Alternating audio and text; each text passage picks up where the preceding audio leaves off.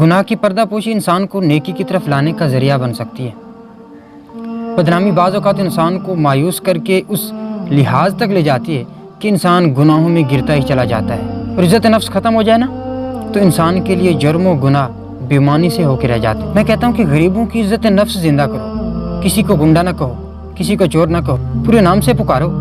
اولیاء اللہ نے گناہ گاروں سے محبت کر کے ان کو گناہوں سے نجات دلائی ہے۔ اسی طرح ظالم کو ایک مکمل اور مضبوط ظالم بنانے کے لیے ظالم سماج کا ہاتھ نمایاں نظر آتا ہے، اور یہ مجرم یا گناہ گار ہمارے ہی سماج کا حصہ ہیں، ہم ہی سے پلے بڑھے ہیں، ہماری ہی درمیان ہی یہ رہتے ہیں، اور ان کا درد رکھنا ہمارا ہی فرض ہے۔ اگر مجرم کی اصلاح ہوتی تو مجرموں کی تعداد میں اضافہ نہ ہوتا، لیکن بدقسمتی کے ساتھ ہم مجرم سے نفرت تو کرتے ہیں مگر اس کی اصلاح نہیں کرتے۔